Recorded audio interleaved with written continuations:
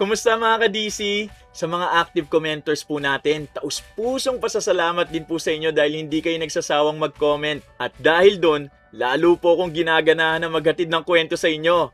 Sa mga silent listeners naman natin na aktibo na rin nagko-comment ngayon, salamat din po. At muli, sa mga silent listeners natin sa iba't ibang panig ng mundo, paramdam naman po kayo. Kahit pusuan nyo lang po ako sa comment section. Salamat po! Muli, narito po ang inyong lingkod na si Kuya Louie para handugan kayo ng magagandang kwentong kulam at barang na may kasamang aral sa buhay. Tapusin nyo rin po pala ang mga video natin para marinig nyo ang mga shoutout at trivia na rin tungkol sa akin bilang professional voice actor at narrator nyo. Palambing naman po na paki-like, comment, share at subscribe sa channel natin. Malaking tulong po kasi yan para mas mapalago pa ito. Sa nagdaang story natin, si Keith ng Voltron po ang sinampol ko. Yung iba nalilito at akala sa Voltes 5 siya. Pero hindi po, karakter po sa Voltron si Keith. Ngayon, isa pang anime character kong isasample ko sa inyo. Sigurado kung kilala nyo ang dambuhalang robot na to.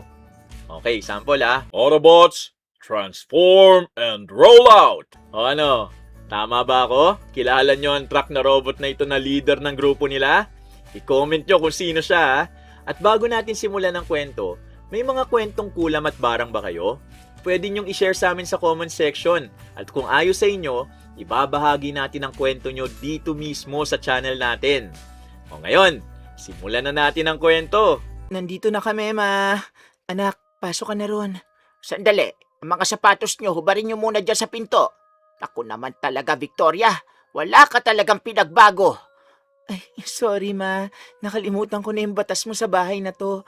Ang tagal na rin kasi. Ano palang hinanda mo para sa amin? Mano po, Lola? Kaawaan ka, Iha. Tignan mo, puti pa tong anak mo marunong magmano sa matanda. Hindi ko naman po kailangan pang gawin yun, Ma. Alam niyo naman ang rason kung bakit ako nandito. Ano pa nga bang aasahan ko sa'yo? Dati pa naman, wala ka ng respeto. Kahit pagkaupo nila sa hapag, mabigat ang hangin sa pagitan ng mag-inang si Victoria at Juanita. Yun lang din ang unang beses na makakaharap ng batang si Carla ang lola niya, kaya hindi niya alam kung paano kikilos. Habang nag-aalangan naman siya, nauna na sa pagsandok si Victoria ng pagkain ng walang sabi-sabi. Napapalatak naman ang matanda dahil sa ginawa niyang yun. Kita ang pagkadismaya sa mukha nito. Diyos ko, ganito ka na ba talaga, Victoria? Hindi ka na rin nagdadasal bago kumain? Sa tinagal kong nawalay sa inyo, marami na akong natutunan, Ma. Kayo lang yata ang kilala kong nagdadasal pa rin bago kumain hanggang ngayon. Wala akong pakialam kung anong natutunan mo sa labas, Iha. Kapag nasa bahay kita, dapat sumunod ka pa rin sa patakaran ko. Masama ang hindi magdasal bago ka kumain. Kung gusto nyo, kayo na lang ang gumawa. Dahil ako gutom na. Pambihira ka talaga. Carla, Apo, tayo na lang ang magdasal. Tuturuan kita ng hindi ka magaya sa nanay mo. Sige po, Lola. Ay, kahit ang suot mo parang gahibla na lang na tela, Victoria. Itong apo ko naman pinasuot mo ng puro kulay itim. Ganito na ba ang kalagayan ng mundo ngayon? Hindi na disente ang pananamit. Fashion kasi yan, Ma. Uso yung suot ni Carla sa mga kabataan ngayon. Alangan namang igaya ko yan sa pananamit niyo po nung panahon pa yata ni Kopong-Kopong. Abat, kung hindi lang dahil sa habili nagpapamot para sa apo ko, hindi na kita papupuntahin dito sa bahay ko. Pinapasakit mo talaga lagi ang ulo ko. Kayo naman kasi ang puro kung ano-anong pinupuna dyan. Sabihin nyo na lang po kung anong binili ni Papa para makauwi na kami ng anak ko. Pagkatapos ng hapunan, pinag-usapan na nga ng dalawang ipinunta ni na Victoria.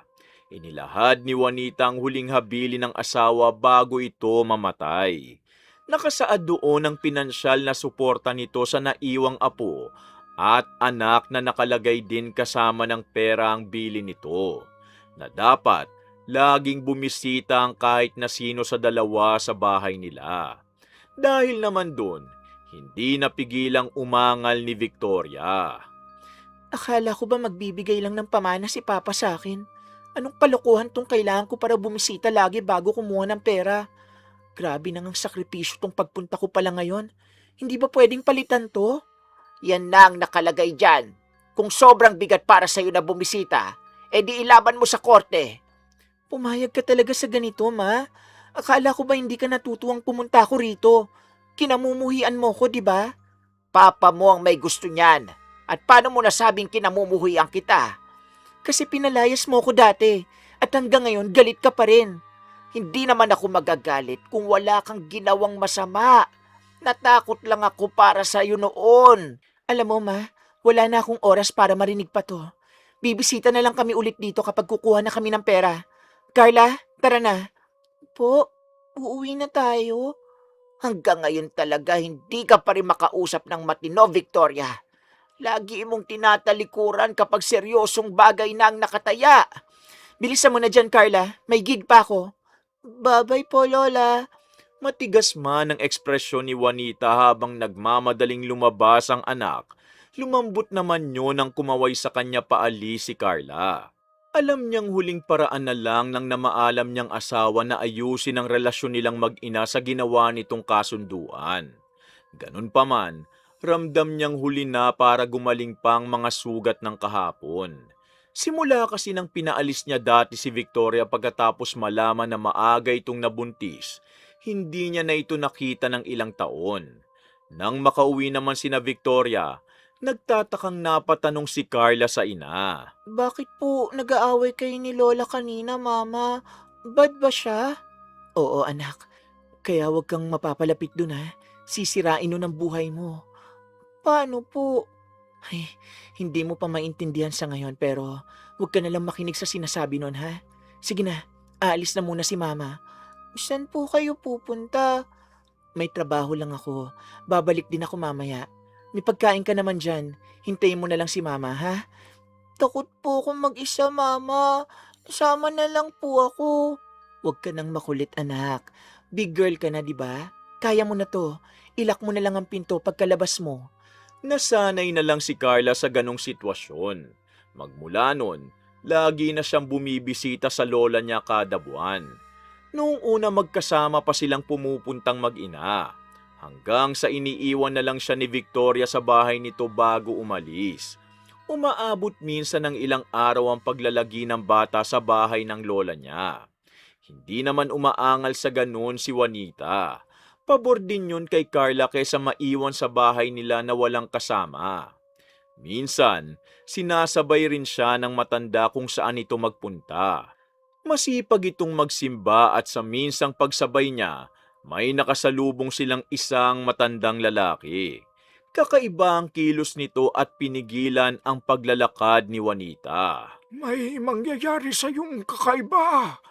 Kailangan mo ng proteksyon laban sa masama mong sasapitin. Ay, ano bang kalokohan yan? Padaanin mo nga kami.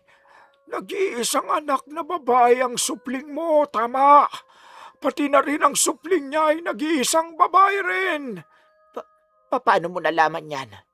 Binabalot ka ng kakaibang enerhiya. Kung hindi man ngayon, tiyak na sa hinaharap, sila mismo ang maglalagay ng pinsala sa iyong buhay. Sino po siya, Lola? Ay, wag mong pansinin yan. Tara na, umalis na tayo rito, Apo. Pagkatapos ng araw na yon, dumoble lang ang pag-iingat ni Juanita laban sa masasamang elemento. Nagtataka man si Carla, hindi na lang siya nagtanong kahit halos mapuno ng kung anong pangontra sa bahay nito. Ang importante sa kanya, lagi siya nitong inaalagaan. Kung may problema man sa pananatili niya, yun ay ang pagiging istrikta ng kanyang lola. Isang gabi kasi matapos niyang kumain, liligpitin niya na sana ang pinagkainan ng pigilan siya ng matanda. Nako, hindi dapat ganyan, Carla. Ibalik mo muna yan. Bakit po, La? Tapos na po akong kumain. Bawal mong ligpitin muna hanggat may kumakain pa sa hapag, iha. Hintayin mo muna ako matapos. Bakit po bawal? Malas kasi ang ganon. Dapat sa susunod na kakain kayo o makikikain ka sa ibang bahay, hintayin mong matapos ang kasama mo. Maliwanag? Okay po, Lola. Habang nagsusuklay naman ang buhok si Carla ng gabing yon bago matulog, nabigla siya nang sawayin naman siya ulit ni Juanita. Hala, Diyos ko! Ay, tigilan mo yan! Ano pong problema, Lola? Hindi ka ba naturuan ng mama mo, iha? Bawal na bawal magsuklay kapag gabi. Iniimbitahan mo ang malas na buhay ng mga magulang mo kapag ganyan. Parang hindi naman po totoo yan, La. Inuutusan nga ako ni Mama magsuklay para hindi gulo-gulo ang buhok ko pagising.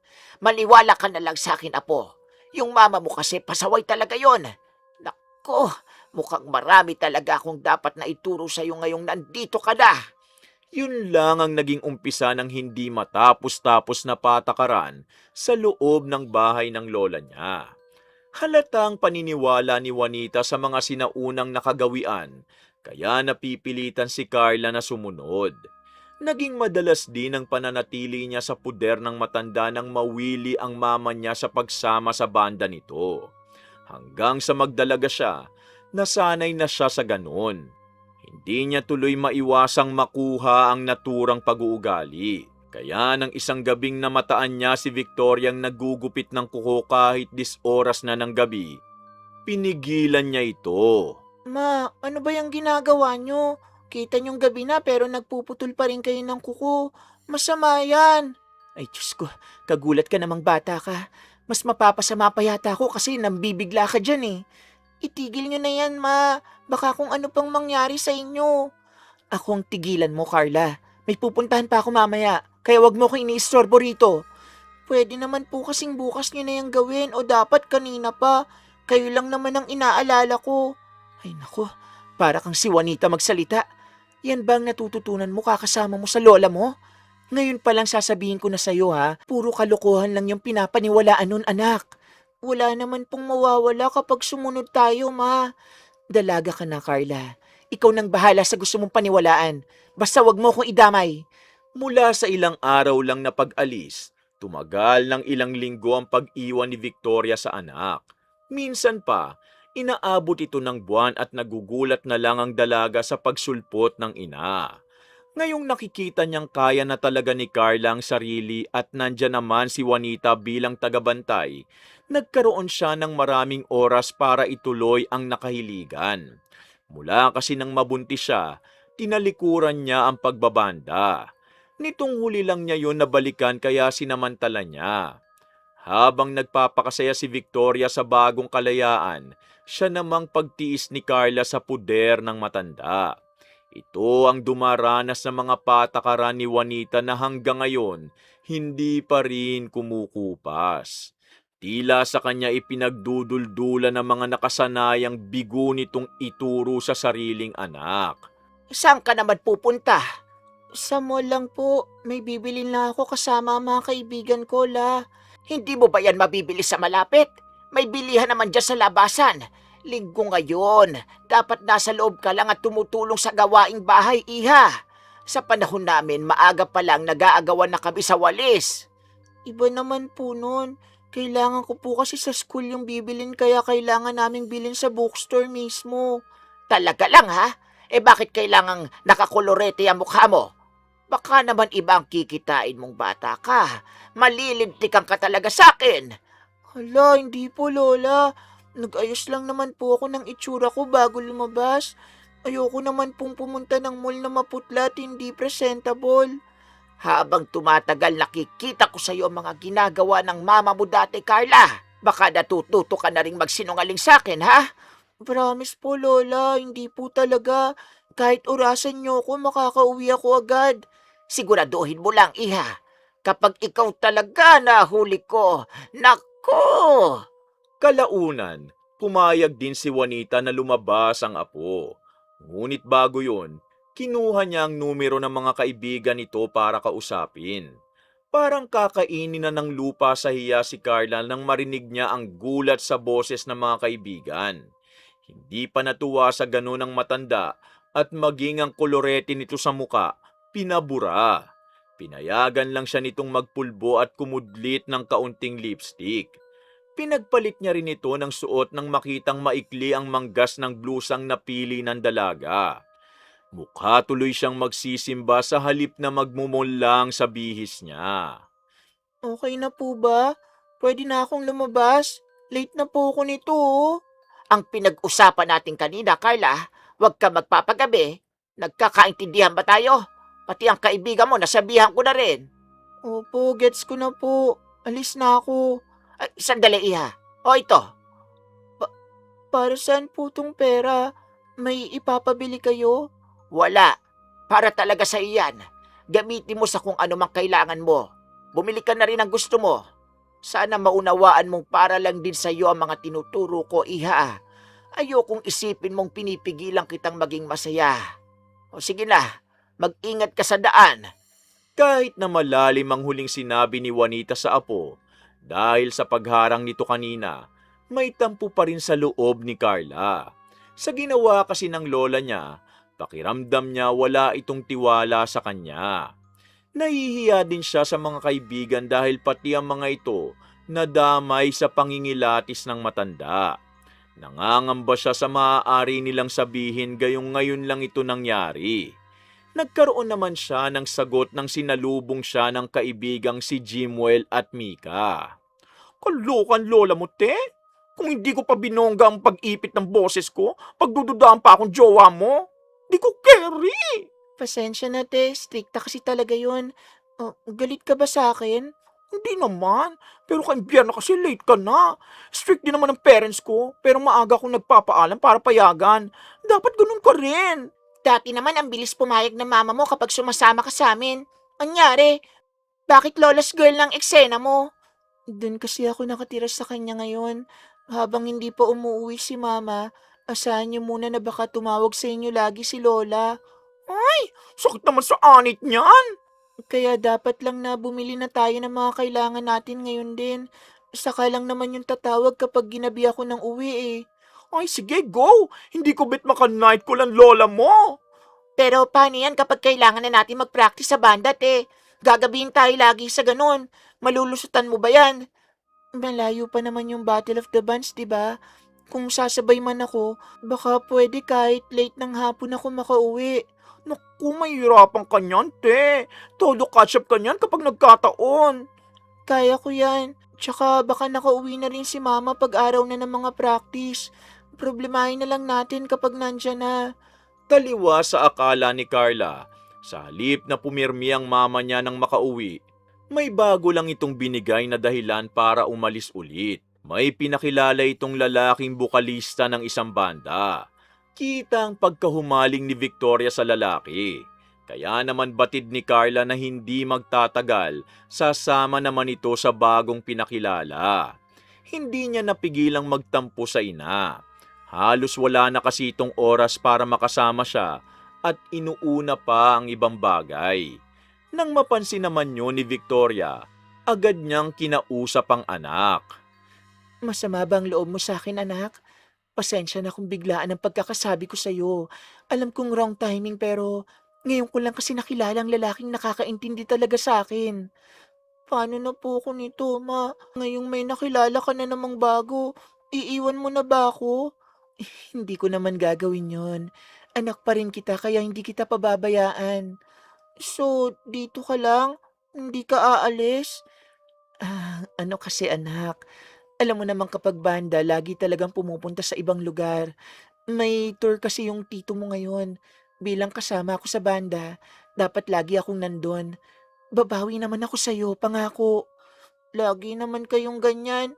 Puro kayo pangako pero ganun pa rin ang nangyayari. Ay, sorry na talaga anak.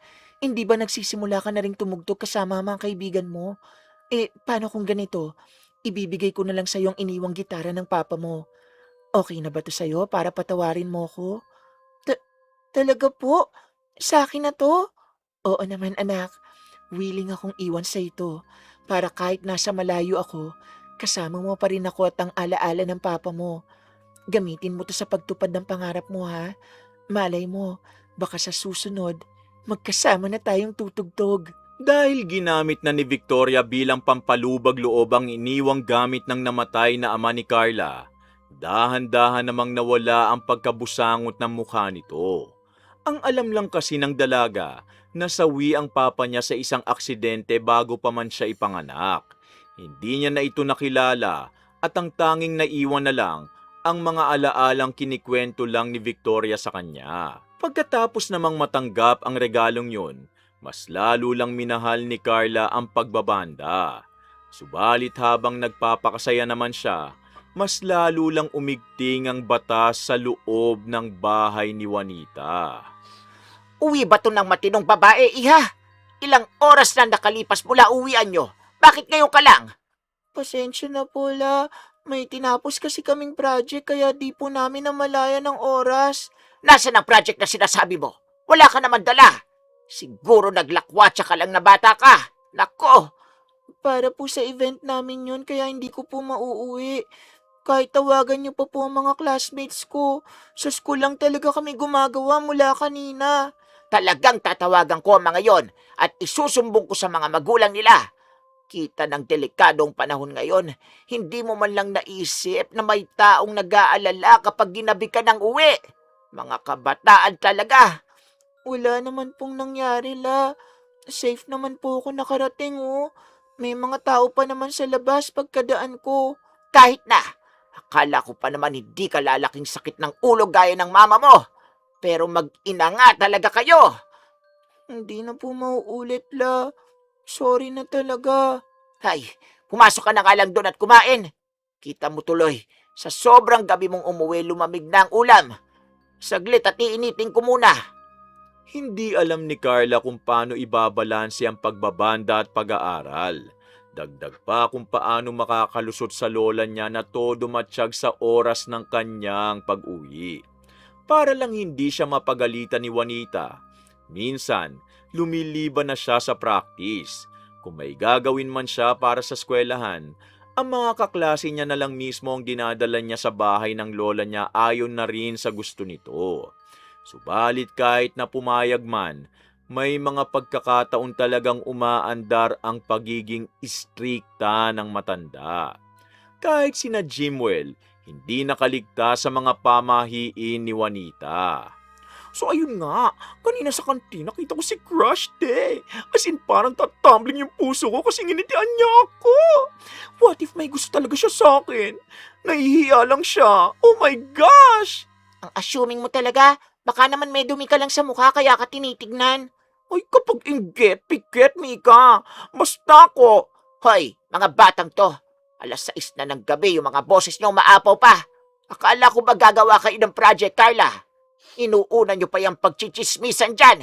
Makakaimbita pa kayo ng masamang elemento sa ginagawa niyo. Pasensya na po, Lola. Patapos na rin po kami.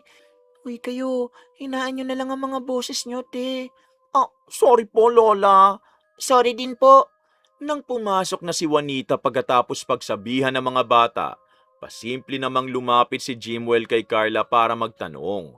Napansin niya rin kasi ang kakaibang bagay na nagkalat sa bahay ng matanda. Hindi pa naman dumidilim, te. Bakit bawal mag-ingay? Natutulog na ba yung lola mo ng ganitong oras? Hindi. Talagang nakasanayan lang dito na kapag pumatak ang alas 6 dapat, hindi na masyadong maingay. Ganun na talaga yun. Intindihin nyo na lang. Para naman saan yung mga nakikita kong mga display sa pinto at bintana nyo, te? Design lang ba yun o may ibang meaning? Mga powers, ganun? Loko, hindi. Matagal na yung mga yan. Hindi ko lang alam kung para saan. Ayoko rin magtanong, baka mapagalitan pa ako. Ay, ganun? O sige, tapusin na lang natin to para makalarga na kami. Nanghihina yata ako kapag ganito kahina ang boses ko. Pagkatapos naman ng ginagawa nila, saktong naghahain na si Juanita ng pagkain sa hapag. Pinaghandaan niya mga bisita ng apo dahil minsan lang naman ito magdala ng kaibigan sa bahay nila.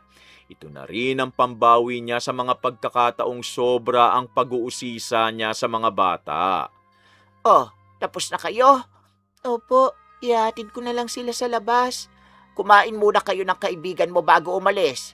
Mainit pa yung niluto ko. Hindi to magkakasya sa ating dalawa lang. Ah, ayos lang po. Sa bahay na lang kami kakain. Ay hindi pwedeng tanggihan ng grasya, iho. Halina kayo rito sa hapag, dali na. Kumain na lang tayo, te. Gutom na rin ako eh. Ang bango pa naman ng niluto ni Lola. Pati gutom ka talaga kahit saan. Sige po, Lola. Salamat po sa hapunan. La, sumabay na rin kayo sa amin. Hainan ko muna sila. Hindi naman nagsisi sina Jimwell at Mika ng paunlakan ng imbitasyon ng matanda. Masarap kasi ang luto nito, dagdag pa na pinabaunan sila ni Juanita pagka-uwi. Yun nga lang, dahil hindi talaga sila sanay na may nakabantay na matanda sa ginagawa nila, yun na rin ang naging huling beses na gumawa sila ng project sa bahay ni na Juanita. Isang umaga, habang nagmamadaling kumilos si Carla dahil na late siya ng gising, mabilisan lang sana siyang magsasaing. Ngunit sa pagmamadali, natabig niya ang bigasan nila at nagkala tuloy ang mga butil ng bigas sa sahig. Tahimik na wawalisin niya na lang sana ang mga yon nang bigla namang sumulpot si Juanita. Ay, Diyos ko, kay daming nahulog. Ano ba kasing ginagawa mong bata ka? Pasensya na po, La. Late na kasi ako eh. Hindi ko naman po sinasadya. Wawalisin ko na lang po. Yan ang wag na wag mong gagawin, iha. Biyaya ang bawat butil na bigas na kinakain mo. Kaya hindi pwedeng walisin mo na lang na parang dumi. Ibalik mo yung hawak mo ron. Paano ko naman po yan malilinisan, La? May mga kamay ka. Pulutin mo at ibukod mo ng lalagyan para malinisan mo mamaya pagbalik mo. Po, malilate na po ako nito, La. Wala akong pakialam, iha. Kahit magdamag ka diyang magpulot hanggang sa kahuli-hulihang butil, dapat lang na malinis mo yan lahat. Grabe naman po kayo, La. Ako naman po ang mahuhuli sa klase ko nito. Late na nga ako. Kung sumunod ka lang sana sa sinabi ko kagabing maaga ka matulog, edi hindi ka kukulangin sa oras. Didisiplinahin mo kasi ang sarili mo, iha. Ikaw rin ang magdurusa kapag hindi mo tinuwid ang nakagawian mo. Dahil natagalan si Carla sa pagliligpit ng kalat, muntik na siyang hindi papasukin sa gate ng gwardya nila. Hindi niya naabutan ng unang klase ng saktong may quiz sila. Kaya sa halip na dumiretso na lang sa practice ng banda, kailangan niyang magpahuli para kunin yon. Aburido tuloy ang mga kasama niya nang kailangan nilang ulitin ng ilang sets para makahabol siya. Mas lalo pa siyang pinag-initan ng hindi pa man sila tapos, nagpaalam na siyang umuwi. Kaya naman sa practice nila kinabukasan, "Alakot galit na galit yung ibang kasama natin na umuwi ka bigla kahapon. Tutuloy ka pa daw ba?" Gusto ko namang mag-practice talaga, te. Kailangan ko lang kasi talagang maagang umuwi lagi eh. Pasensya na sa delay, guys. Hindi pa ba umuwi ang mama mo? Ilang buwan na rin ah. Wala pa akong balita sa kanya eh. Lagi niyang hindi nasasagot ang tawag ko. Alam mo, te, gets ka namin ni Jimwell. Pero ibang kasama natin, seryoso kasi ang mga yun sa practice. Pinaglalaanan talaga nila ng oras bawat set. Magigets ko rin kung itutuloy nila yung plano nila na palitan ka na lang. Ano? Sinabi talaga nila yun? Paano naman ang effort ko nitong nakaraan? Itong babae talagang to, pasmadong bibig. I mean, tama naman si Mika. Pero magagawa mo naman yun ng paraan, te. Diba? Napigilan sila ni Jimwell kahapon, pero real talk, madali lang talaga para sa mga yun na makahanap ng bago. Kung pwede mo naman bawiin para hindi ka matanggal, dapat gawin mo na ngayon. Sa sinabing yun ng mga kaibigan niya, todo tuloy sa pag-iisip ng paraan si Carla na kung paano ba aayusin ang sitwasyon. Hindi na niya kayang basta-basta na lang nabitawan ng pagbabanda at mas lalong hindi niya pwedeng pabayaan ang pag-aaral niya. Sa ngayon, ang naiisip niya talagang malaking balakid sa dalawang importanteng bagay sa buhay niya ay ang paghihigpit ng lola niya. Kaya naman walang tigil niyang tinatawagan si Victoria para pauwi na ito at magkaroon na siya ng kaunting kalayaan. Ngunit bigo siya dahil mukhang walang balak umuwi ang ina. Sa labis na kawalan ng pagpipilian, nakaisip si Carla ng paraan na alam niyang ikagagalit ni Juanita. Biglaan naman yata. Ilang buwang nawala ang nanay mong yun tapos magpaparamdam lang para pauwiin ka. Di man lang humarap sa akin. Alam niyo naman po yun, matigas talaga ang ulo. Dati pa naman ayaw talaga nang pumasok ng gate kapag sinusundo ako. Yun na nga eh.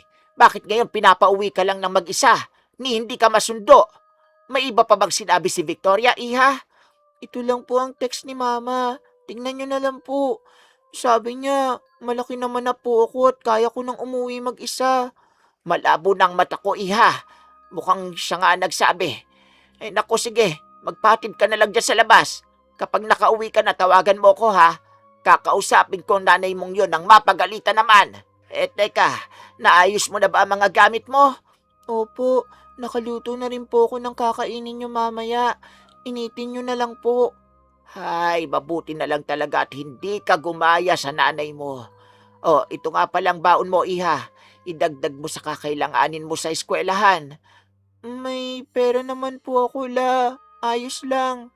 Tanggapin mo na, itago mo para may magamit ka. Dapat lang nabigyan ka ng biyaya lalo't napakabuti mong bata. Mag-iingat ka ron ha. Yung mga tinuturo ko sa'yo, wag mong kalimutan. Pilit ang ngiting nagpaalam si Carla kay Juanita kahit inuusig na siya ng konsensya dahil sa kanyang ginawa. Nang makauwi naman siya sa bahay nilang mag-ina, madilim yon at halatang ilang buwang walang tumitira. Wala roon ang mama niya taliwas sa rason niya kanina sa matanda. Pineke niya ang mga mensahe para palabasing si Victoria mismo ang nag-utos na umuwi siya. Kahit ang katotohanan, matagal nang hindi niya ito makontak. Nang tumawag naman si Juanita ng gabing yon para sana kausapin si Victoria, muling nagsinungaling ang dalaga.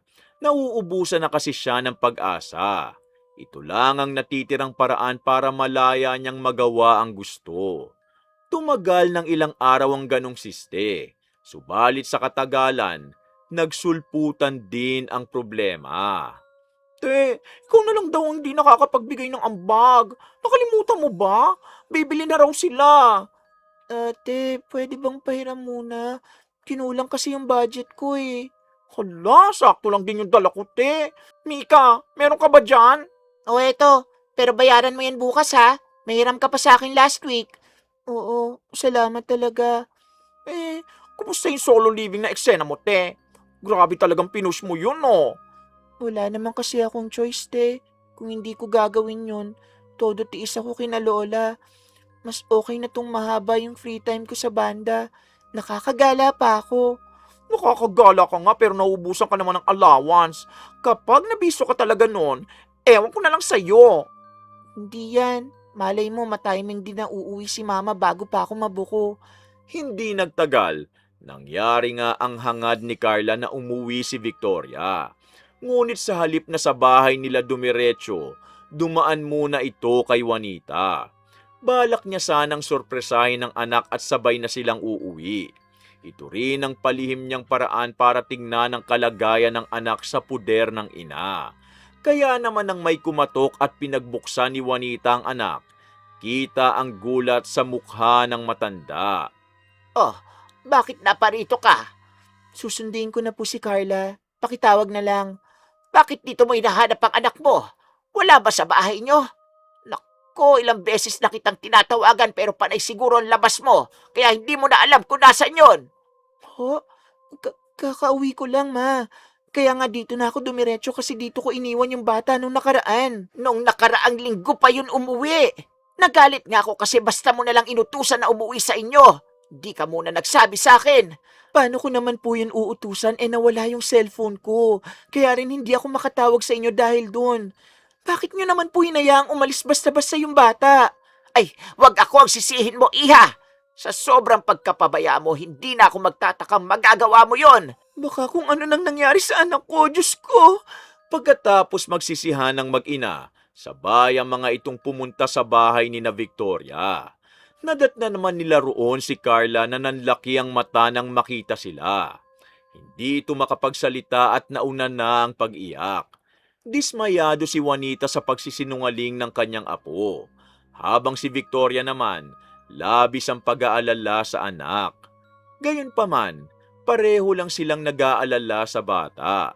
Tinignan nila ang kalagayan nito bago pagalitan. Nang makita naman ni Juanita na kasalukuyang kumakain ng kanin at asin lang ang ulam ng apo niya, hindi niya maiwasang mapalakas ang boses. Ano bang nangyayari sa iyong bata ka? Akala ko pa naman ligtas ka dahil kasama mo mama mo. Pero malalaman ko na lang na nagsinungaling ka sa akin. Paano kapag napahama ka nang wala ni isa sa amin na may alam, ha? Sinasaktan ka ba ng lola mo kaya mo nagawa yun, anak? Huwag mo kong paratangan ng ganyan, Victoria. Kahit anong sutil mo dati, hindi kita kailanman napagbuhatan ng kamay. Hindi po, Ma.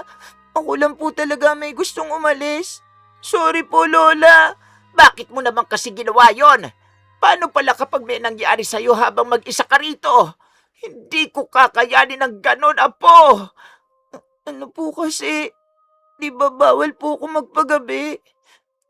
Hindi na po kasi ako nakakasali sa practice namin sa banda kapag ganon. Nagawa ko lang po yun para walang may magbawal sa akin. Naku naman, anak. May tamang oras at lugar para sa ganung bagay. Hindi mo kailangang ipahamak ang sarili mo para lang makuha ang gusto mo. Kagagawan mo yan, Victoria. Ikaw mismo nag-impluwensya sa anak mo sa banda-banda na yan. Wala ka ng ibang dapat sisihin kung hindi sarili mo lang din. Dapat kasi, hayaan niyo akong dumisiplina sa anak ko. Huwag kayong makialam dito. Hindi ko kailangan ng panunumbat niyo, Ma. Talagang hahayaan kita. Sakit lang ng ulo ang binibigay mo sa akin. Ako na nga tong tumutulong, ako pa ang lumalabas na masama. Bahala ka! Pagkaalis ni Juanita, doon naman nagsimula ang panenermo ni Victoria sa anak. Todo ang iyak ni Carla sa galit ng ina. Lalo pa nang bumalik sa isip niya ang pagkadismaya ng lola niya dahil sa ginawa niya. Pagkatapos naman ng ganong pangyayari, kinumpis ka ni Victoria pansamantala ang lahat ng instrumento niya. Pati ang gitarang binigay nito nung nakaraan, hindi rin pinalagpas. Ito raw ang kaparusahan niya sa pagsisinungaling. Kahit kulang naman sa kagamitan, tuloy pa rin sa pagsama sa practice si Carla. Hindi pa talaga kayo bati ng mamsi mo, te. Galit pa talaga, te. Pero ang importante, hindi niya ako pinagbabawalan na sumama sa practice. Sa bagay, mabait naman yon. Kumusta naman ang lola mo? Bongga siguro ang galit nun. Hindi pa kami nag-uusap. Ewan ko kung makakabisita pa kami sa kanya. Nag-away din sila ni Mama bago siya umalis last time. Grabe naman kasi yung ginawa mo, te. Kung ako siguro nagsinungaling ng ganon, baka tuluyan na akong pinalayas ng parents ko. Kinagabihan pagka-uwi sa bahay nila, sinakto ni Carla na maganda ang mood ni Victoria. Balak niyang bawiin na ang gitara niya ngayon. Nahihirapan na kasi siyang makihiram habang nag-iensayo sila. Nang makita niya namang hindi na nakabusangot ang ina, dahan-dahan niya itong nilapitan para pakiusapan. Ma, galit pa po ba kayo sa akin? Nagsisisi ka na ba sa ginawa mo? Oo naman po. Alam kong masama talaga yun. Hindi ko lang kasi napigilan kasi natakot akong mapalitan sa banda namin. Gets niyo naman siguro ko, Ma, di ba? Napagdaanan ko rin yan, Carla. Kaya mas lalong hindi kita kukonsintin sa ginawa mo. Alam kong passion mo talagang tumugtog. Pero dapat mas inuuna mong pag-aaral mo. Huwag mong sundan ang mga maling yapak ko, anak. Sa sobrang pagmamadali ko sa mga bagay-bagay, marami akong nasaktan. Sorry po talaga, Ma. Hindi ko na po ulitin. Balik niyo na po yung gitara ko, please. Oo na, eto na. Matitiis ba kita? Ay, pero hindi lang dapat akong hingan mo ng tawad, anak. Mag-sorry ka rin sa lola mo. Pwede pa po ba akong pumunta sa kanya? Oo naman. Stricta lang yon. Pero mahal ka nun. Sa mga sumunod na araw naman, ikinatuwa ni Carla ang pananatili ni Victoria sa bahay nila. Hindi na ito nagpapaalam na may pupuntahang gig tuwing gabi gaya ng dati. Sa ngayon, ang pinoproblema na lang niya ay kung paano hihingi ng paumanhin sa kanyang lola. Balak niyang bisitahin ito sa susunod. Subalit bago pa man niya gawin yon, laking gulat niya ng isang gabi may sumugod na kapulisan sa bahay nila. Nagulat siya nang bigla na lang ng mga ito damputi ng mama niya. Hindi lumaban si Victoria at tila alam na nito ang mangyayari. Sumunod naman siya para awatin sana ang kapulisan nang pigilan siya ng ina. Ma! Saan niyo po siya dadalhin? Bitiwan niyo po siya. Wala siyang ginagawang masama. Sandali lang ho. Kakausapin ko lang ang anak ko. Ma, ano nangyayari? Carla, makinig ka muna sa akin. Kapag dinala nila ako, pumunta ka sa lola mo. Huwag kang aalis sa tabi niya, maliwanag. Natatakot ako, Ma. Ano bang ginawa mo? Hindi ko pa mapapaliwanag sa iyong lahat. Pero kailangan mong humingi ng tulong sa lola mo. Ayusin ko to, okay? Makakabalik din ako agad. Mag-iingat ka habang wala ako. Hanggang sa makaalis lang ang sasakyan ng pulis na kumuha kay Victoria, maririnig ang mga hikbi ni Carla sa labas. Naguguluhan siya sa mga nangyayari. Subalit na naig pa rin ang huling utos sa kanya ng ina na pumunta kay Juanita. Kaya naman kahit hindi pa siya sigurado sa gagawin, agad niyang pinuntahan ang bahay ng kanyang lola. Kunot ang noo siya nitong pinagbuksan dahil 10 oras na ng gabi. Ngunit nang makita ang lagay niya, agad din itong nag-alala. Oh, apo, ano nangyari sa'yo? Si mama po, kailangan niya ng tulong niyo, la. Dinakip po siya ng mga pulis kanina. Ano ka mo? Hindi ko na po alam ang gagawin ko. Tulungan niyo ako, please. O sige, tumahan ka na. Pupuntahan ko siya ngayon din sa presinto. Pumasok ka na muna ron. Kahit magpumilit na sumama si Carla, hindi siya pinayagan ni Juanita. Mag-isang pinuntahan ng matandang anak sa presinto ng gabing yun. Doon niya napag-alaman na nadawit ang anak niya sa kasalanan ng bago nitong nobyo. Nahuli kasi ang lalaki sa salang pagnanakaw. Walang matibay na ebidensya para masama si Victoria sa gulo. Ngunit dahil ito ang itinurong kasama ng suspect, wala itong takas. May kakayahan naman si Juanita para piyansahan ito. Bukas din ang mga biktima sa areglo. Ngunit dahil gusto niya na matuto ang anak sa ginawa, hinayaan niya muna itong magtiis sa loob ng ilang linggo. Binisita niya naman ito ng mabilis bago umuwi. Wala ka talagang awa, ma. Kaya mo naman akong piyansahan na lang agad. Pinasok mo ang gulong to ng mag-isa. Kaya harapin mo mag-isa, iha.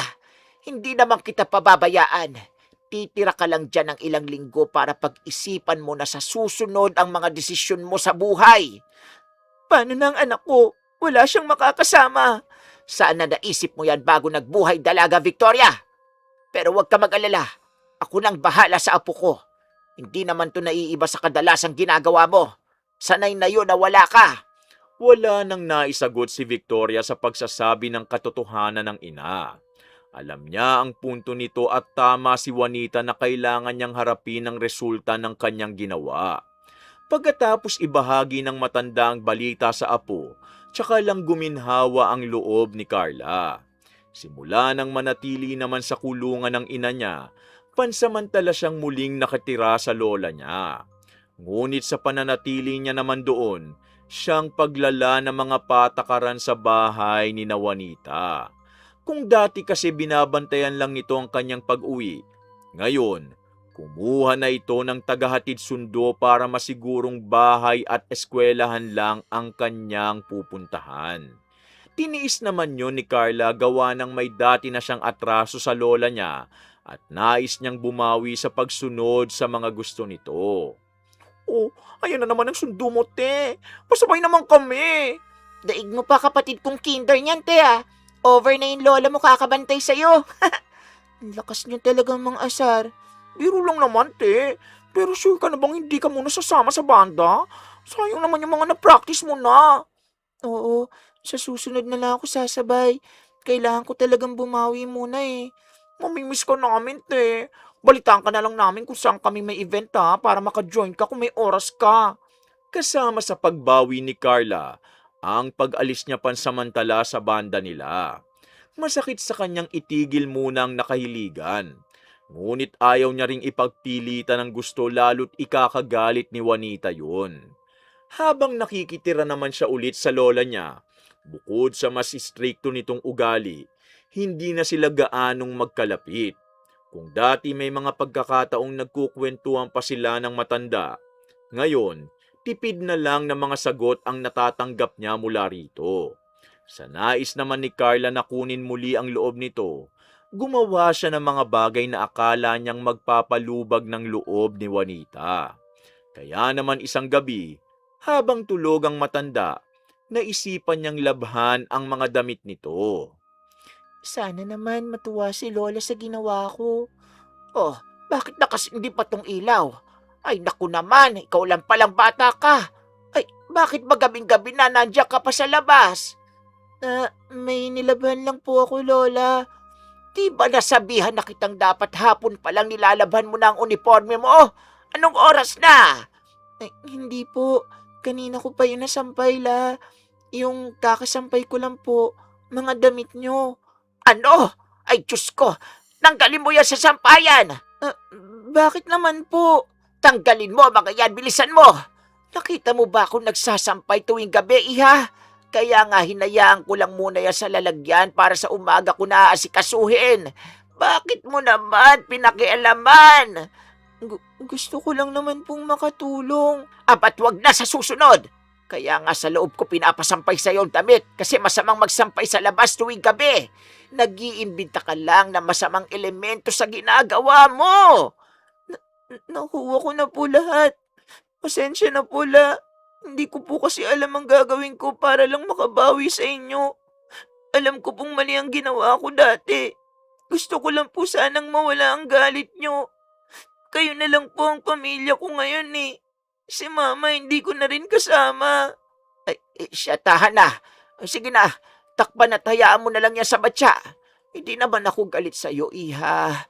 Tinakot mo lang ako dati kaya sumama ang loob ko. Alam kong mahigpit ako sa'yo, pero ayoko na gawin mo ulit yon. Naiintindihan mo ba?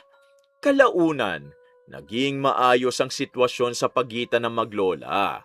Nagkabati rin sila sa wakas. Nang mapansin ni Juanita na mukhang wala ng balak na bumalik sa dating gawi ang apo, tinigil niya na rin ang pagpapahatid at sundo rito. Bumalik ang tiwala niya sa dalaga. Nang matapos naman ang ilang linggo na dapat ilaan ni Victoria sa kulungan, nakabalik na siya sa bahay nila. Ang akala niya, matutuwa si Carla sa pagsalubong sa kanya. Ngunit nagulat siya ng pagbisita niya, mukhang ayaw nitong sumama pa uwi. Anak naman, bakit mo ayaw sumama sa akin? Galit ka pa ba? Totoo po bang narinig ko na nagnakaw nga kayo? Oh, saan mo naman narinig yan, anak? Ma, ikaw ba nagsumbong sa bata? Wala pong alam si Lola dito. Ako po mismo nakabasa ng kasong pinataw sa inyo. Kalat na po sa lugar natin. Talaga bang ginawa niyo ang bagay na yon? Hayaan mo muna ako magpaliwanag, anak. Hindi mo pa maiintindihan sa ngayon. Pero may mga bagay kasi na nagagawa ang isang tao kapag nagmamahal at may utak na po ako, ma. Kaya alam ko na ang mga nangyayari.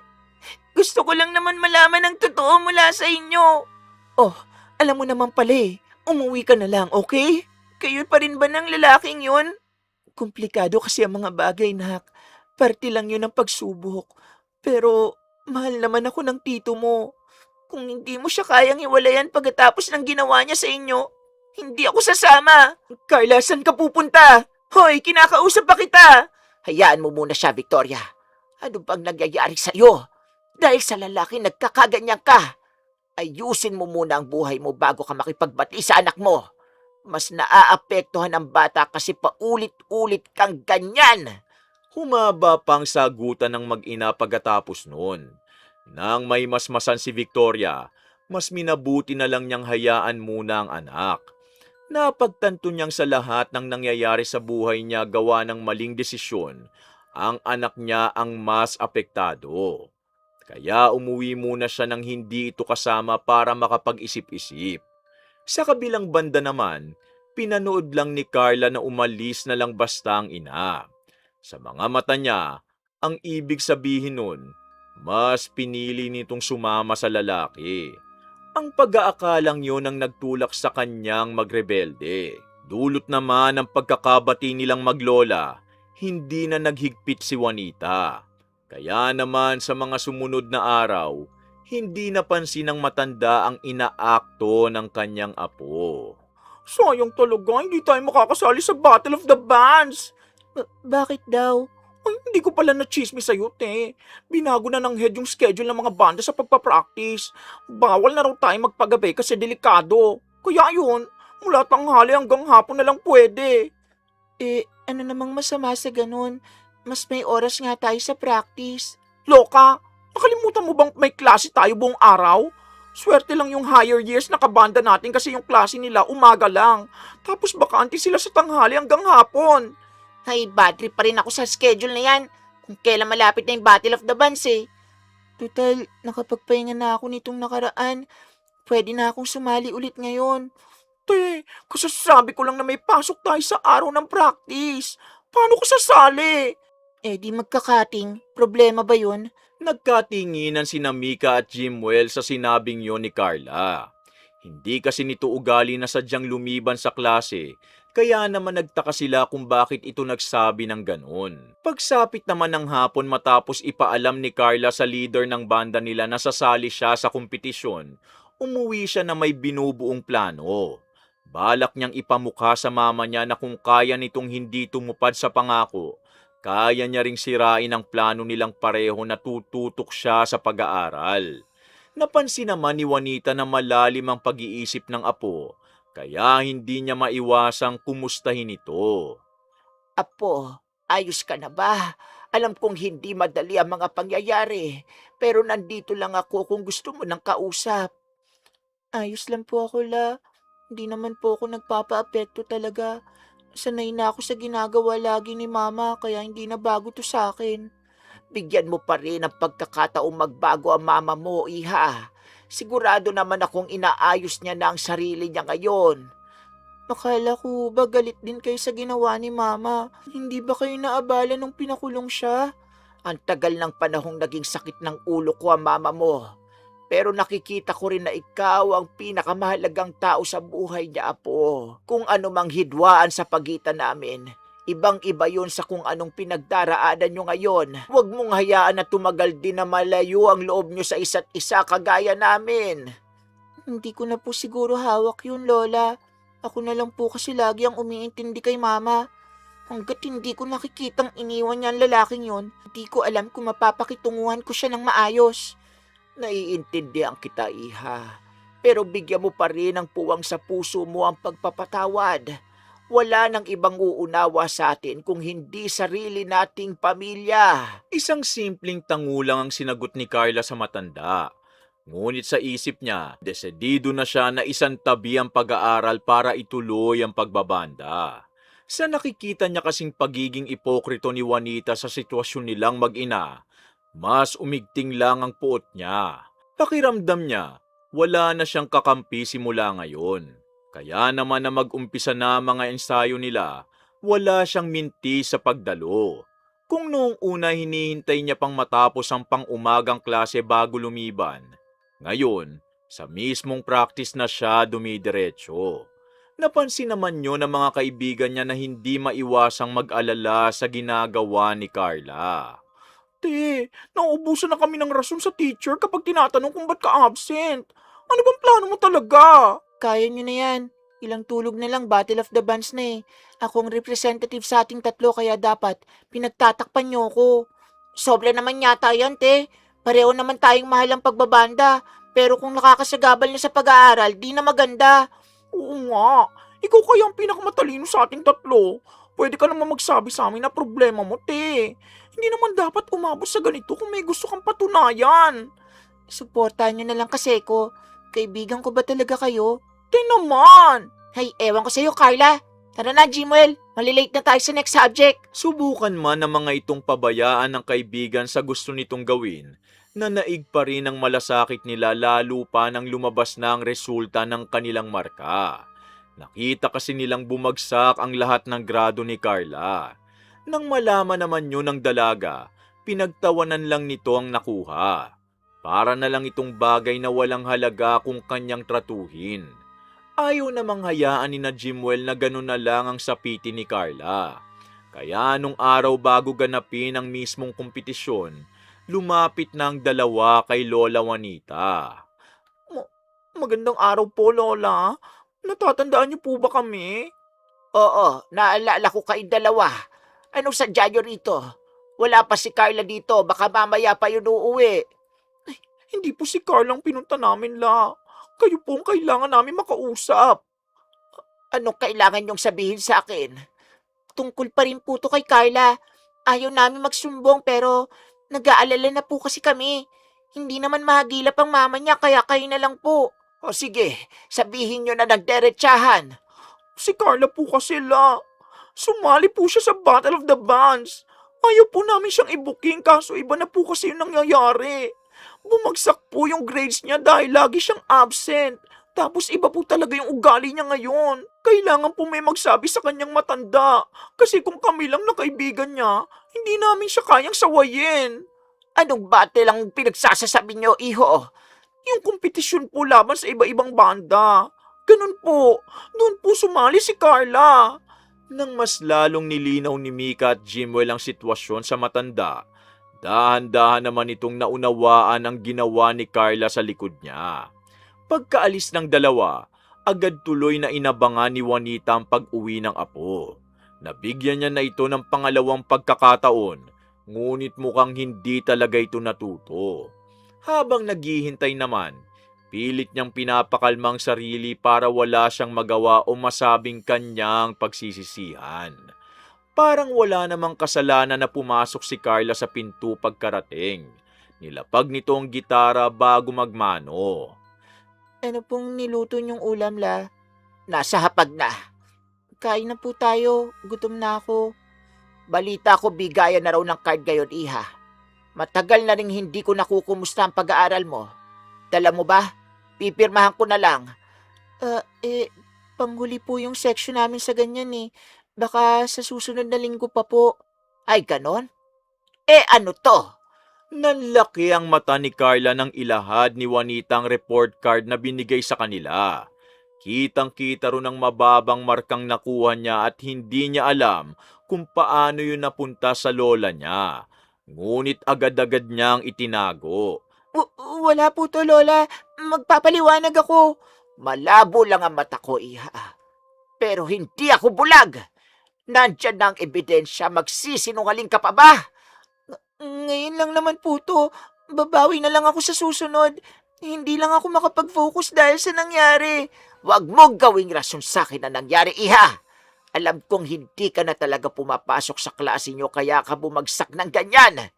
Nako, binigyan na kita ng pagkakataon pero paulit-ulit ka na lang na nagsisinungaling sa akin.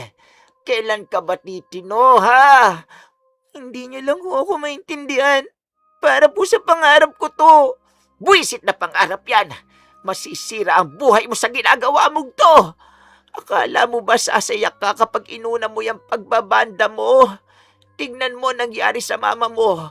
Saan siya dinala ng lecheng pangarap na yan? Sa kapahamakan lang. May kasalanan din kayo rito.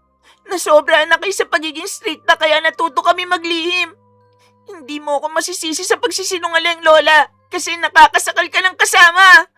Ganun pala ha. Tingnan natin kung tatabil pa yung dila mo kapag ako mismo ang sumira dito. Saan niyo dadalhin ang gitara ko? Bitawan niyo yan! Nasanay ka yatang hindi kita nadidisiplina na maayos. Kung ayaw mo madala sa maayos na usapan, pues tuturuan kita ng leksyon ngayon. Panay ang agaw ni Carla sa pagkakahawak ni Juanita sa gitara niya. Ngunit bigo siyang gawin yon. Wala siyang nagawa kung hindi ang sumunod patungo sa likod bahay. Nang bigla din siyang pigilan ng matanda at nilak nito ang pinto. Dumiretso ito kung saan kasalukuyang umuusok pa ang pinagsindihan ng mga tuyong dahon. Hindi nagustuhan ni Carla ang naiisip, kaya dali-dali siyang umikot papunta sa pinto sa harap. Dahil nga lang sa kahabaan ng bahay, hindi na niya naagapan ang ginawa nito. Nadatnan niya na lang na lumiliyab ang gitara niya. Habang hawak ni Juanita ang walang laman na gasera at ang posporong tiyak na ginamit nito sa pagsindi.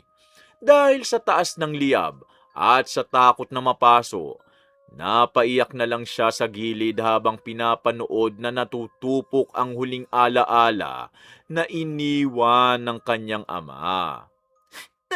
Napakasahol niyo! Hindi niyo man lang naisip ko anong halaga sa akin ng isang bagay bago niyo sinira. Hindi matutumbasan ng material na bagay ang pagkasira ng tiwala ko, iha. Kulang pa to para madala ka sa paulit-ulit mong pagsuway sa mga utos ko. Hindi basta-bastang gitara lang ang sinira nyo. Huling alaala na yun ng papa ko. Kung akala nyo may nagawa kayong mabuti dahil dyan, nagkakamali kayo.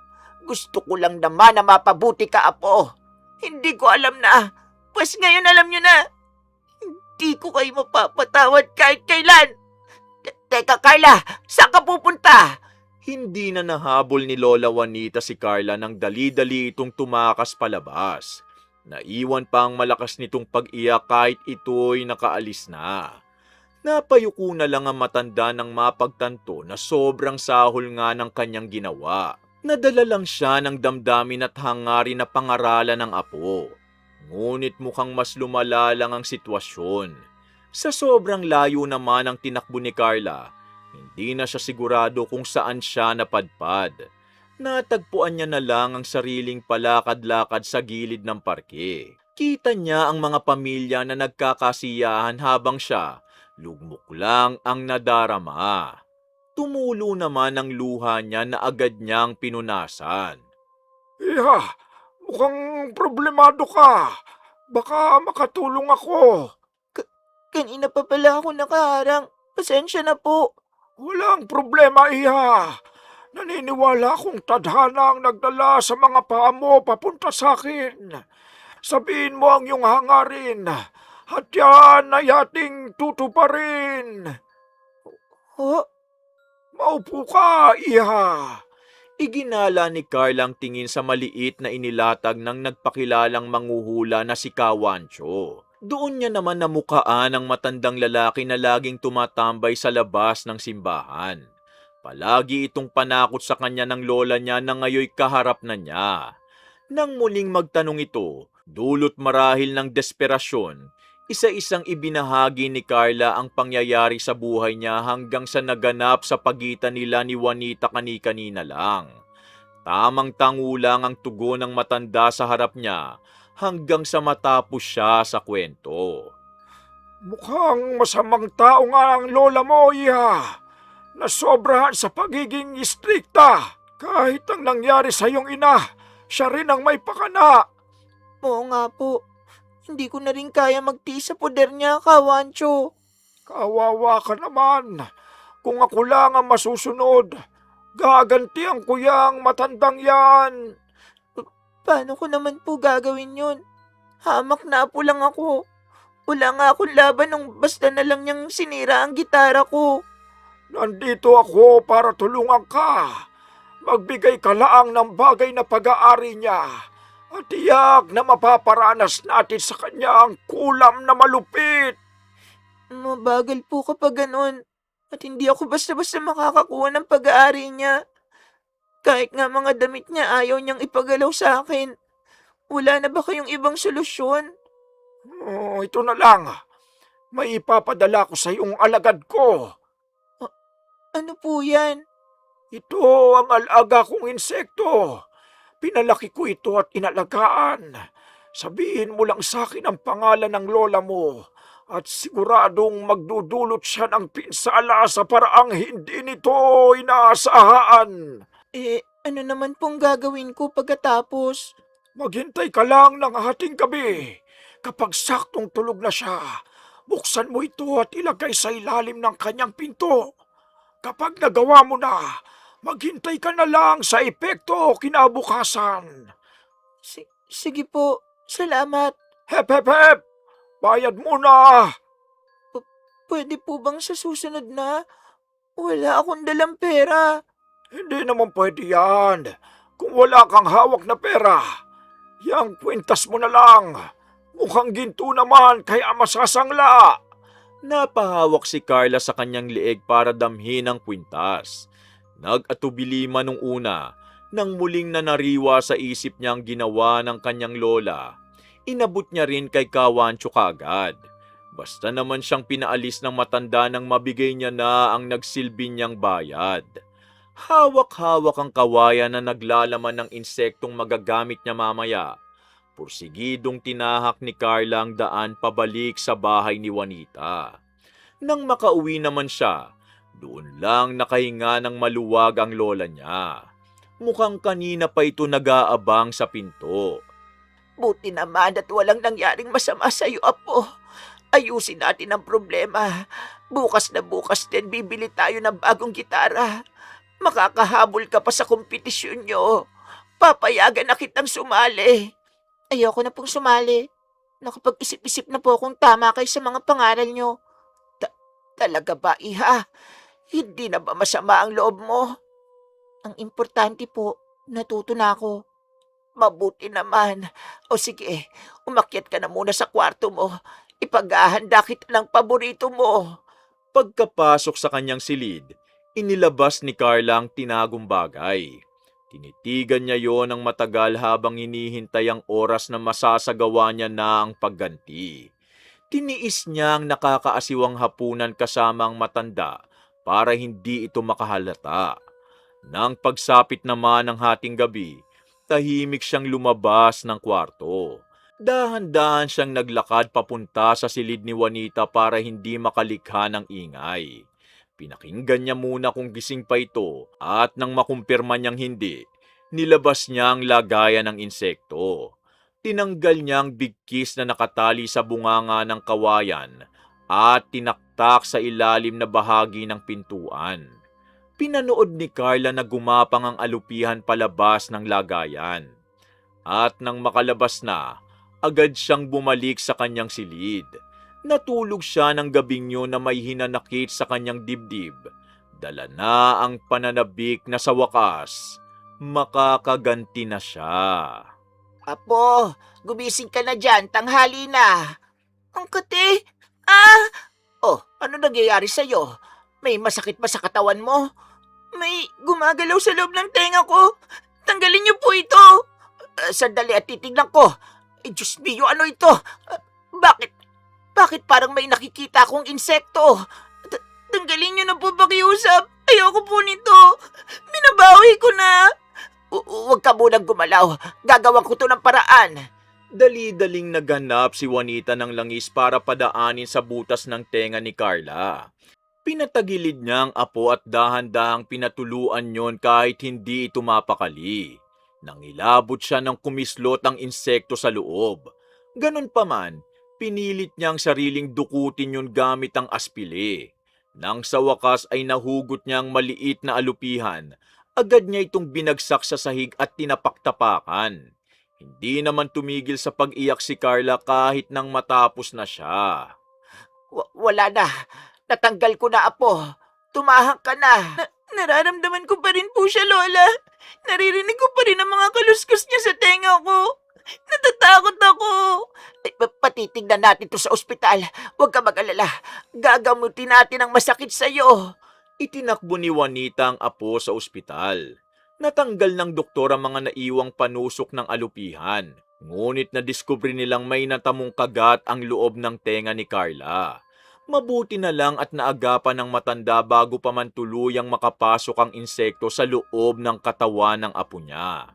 Ganun pa man, may pangamba pa rin dahil maaaring magka-impeksyon ang dalaga lalo na nang makauwi sila at namaga ang tenga nito. Mabilis namang pinainom ng gamot ni Juanita si Carla. Nakatulog ito sa sobrang pag-iyak ngunit pagsapit ng gabi, nagkaroon ito ng mataas na lagnat. Dali-dali namang pumunta si Victoria nang marinig ang nangyari. Ayos na ba siya, ma? Butit nandiyak ka na, anak. Napainom ko na ng gamot pero mataas pa rin ang lagnat. Namamaga pa rin hanggang ngayon ang tenga niya. Naku naman, ano ba nangyari sa batang to? Ang lupit naman ng pagkakataon at nasakto pang siyang dinapuan ng malas. Awang-awa nga ako sa bata. Masama pa ang loob nito sa akin dahil napagalitan ko. Anong nangyari? Nalaman ko kasing hindi na pumapasok sa klase. Wala namang kaso sa akin kung gaano kababa ang nakuha niyang marka. Ang ayoko lang, pabayaan niyang pag-aaral para piliin ang pagbabanda. Ayun, sa sobrang sama ng loob ko. Anong ginawa niyo? Sinira ko yung gitara niya. Nadala lang din ako ng galit, iha. Ano? Maiintindihan ko pa kung pag-aagalitan o sisigawan niyo yung bata pero yung gitara niya talaga, yun na lang ang naiwan ng papa niya. Huli ko na nang mapagtanto. Pero kahit na ganon, aminado naman ako sa kasalanan ko, anak. Handa akong bumawi. Hindi ganon kadali yun. Kasalanan mo naman pala kung bakit napunta sa ganitong anak ko. Mama, Lola, huwag na po kayo mag-away, please. Ako po may kasalanan kung bakit nangyari to. Sa nangihinang boses, Ipinagtapat ni Carla ang katotohanan tungkol sa balak niyang barangin si Juanita. Doon nila nadiskubre na ang dahilan pala kung bakit hindi tumalab yun sa matanda dahil sa ilang taon nitong paglalagay ng pangontra sa loob ng kanyang silid.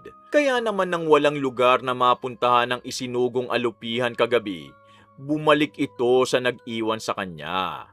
Gumapang ito pabalik kay Carla at ang resulta nga, muntik na nitong pagpasok sa katawan ng dalaga.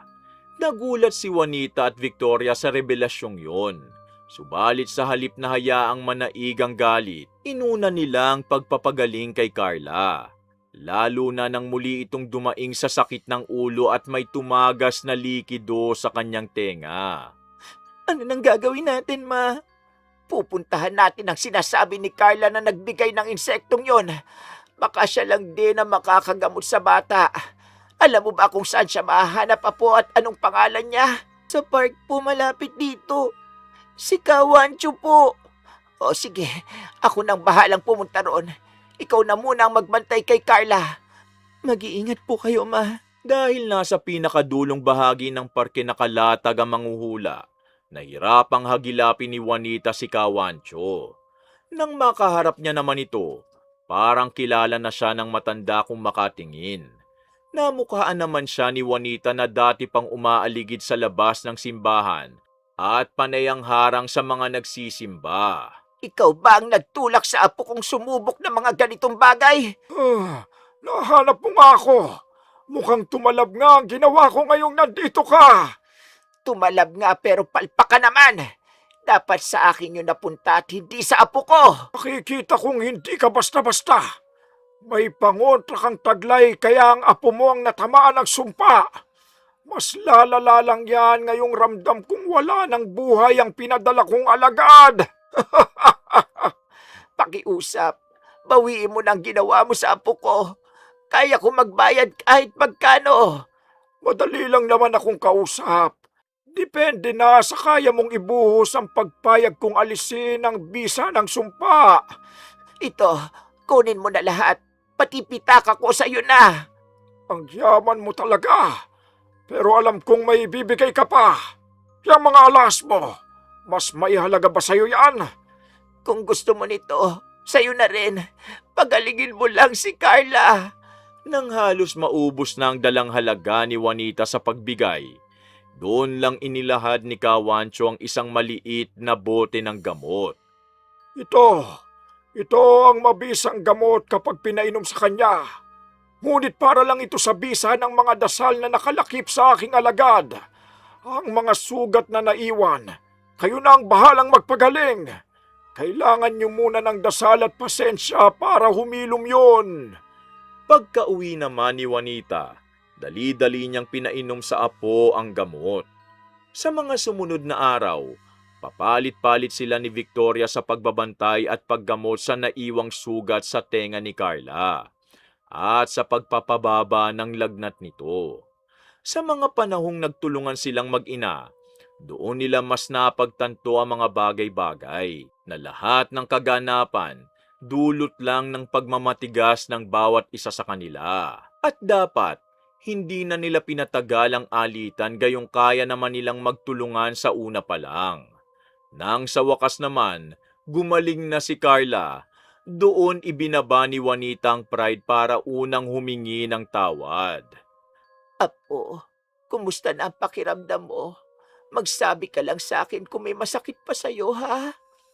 Ayos na po ako, La. Baka karma ko lang ang nangyari kaya ako nagkaganon. Hindi lang ikaw ang may kasalanan, Iha.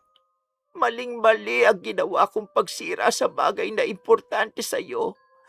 Nasobrahan din ako sa paghihigpit kaya dapat din akong sisihin. Pasensya ka na, Apo, ha?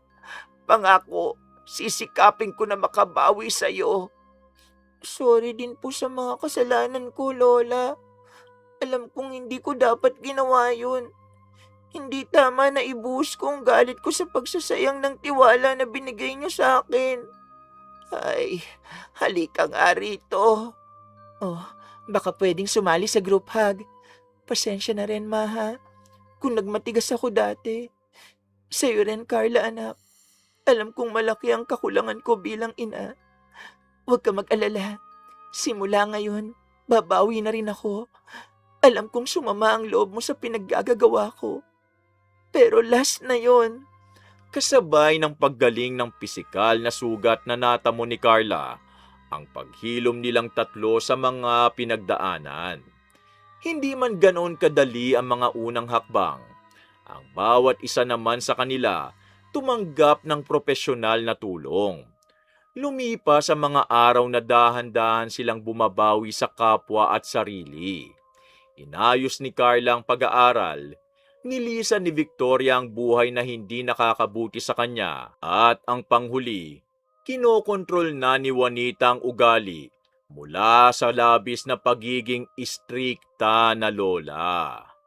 Nagtapos ang kwento nilang tatlo sa kabila ng mga mapait na kabanata. Ganun pa man, sana may aral tayong makuha mula sa pinagdaanan ni Juanita na walang magiging magandang resulta ang pagiging labis na istrikta kung idadaan lang natin sa matatalim na salita at walang paggabay na makikita. Dahil nasa kamay nating nakatatanda ang patnubayan ang mga bata, patungo sa kinabukasang masaya ang bawat gunita. Wakas! Hay, isang magandang kwento na naman ang natapos natin mga ka-DC. Sana po may napulot kayong aral dito ha. Huwag niyong kalimutang mag-like, comment, share at subscribe para masuportahan niyo ang channel natin. At bilang ganti, para mas exciting, i-comment niyo kung sino ang karakter ko na paborito niyo sa mga binosesan ko. Eto sila sa mga anime. Sa mga K-drama at Tagalized films naman, i-search nyo na lang po ang pangalan ko para makapili kayo sa kanila. Lilinawin ko lang mga ka-DC, yung sample na pinaririnig ko sa inyo sa bawat character, yun mismo ang boses na ginamit ko nung pinalabas sila sa Tagalized version sa TV. Huwag nyo rin pong kalimutang i-comment ko ano masasabi nyo sa kwento natin ngayon ha. Pag napili ko ang comment mo, isa-shoutout kita sa next story natin. Oh, shoutout na ulit tayo! Shoutout kina Jaja Barakel at sa mga anak nyo pong sina Ate Aya, Ate Asha at Bunsong Sigab. Salamat Ate Asha, pinusuan ni Mami mong comment section. Yumi Honma na first commenter natin. Mami 1162. Opo, lolo ko po si Lucio Mailas. Kilala nyo po ba siya? Maria Oros ng Sydney, Australia at sa asawa nyo pong si Joel Oros. Marites Lumugdan, Sheila Wais Muhammad, Etcha Tarib, Sugimura Perla Castro, Bella Abellano, Crystals Philippines, Helen Fernandez ng Cainta Rizal at sa mga pamangkin nyo at mga kapatid at sa Fernandez family sa Pangasinan at Marikina, Alejandra Judith Bisnar ng Davao City, Richelle Purificacion Fernandez Dulay ng Riyadh, Saudi Arabia, Sonmig Abalan, Janaya Dagison, Phoebe Ranyada, Blanca Oliveros, Geraldine Manipo ng Taiwan, Lusa Claro, Amber Vlog, Roblox Story 2K, Lydia Lopez, Angeli Filomeno, Alma Gutierrez, Janine Bandojo, Shari Jamang, Lance MBB, May Di Fontorum ng Kingdom of Saudi Arabia, Army Sardenya, Mr. and Mrs. K Vlog, Jana Mijare Jana, Judith Bautista, Florenda Bawan, Rosette Ersando at Lloyd Torrefranca. Shoutout kina Mama Lauren Boyles ng California, USA, kay na Kuya Liam at Bebe Lay ng Quezon City, kina Bombom, Bebe Jam at Jillian ng Sampaloc, Manila, kay Tanod Potpot Mailas, Mamo Lubina at Papa Bong ng Manila, kay Keisha Chua ng Torrance, California, at kay Josh and Lauren Rubio ng Buena Park, California. Pasensya na po ulit sa mga hindi ko po na shoutout. Abangan nyo po sa mga susunod na upload natin. Kumusta po sa lahat ng mga kababayan natin na nasa ibang bansa Mag-iingat po kayo palagi dyan. O paano? Samahan nyo ulit ang inyong lingkod na si Kuya Louie sa susunod na kwento natin Maraming salamat po at pagpalain tayong lahat ng puong may kapal. Bye!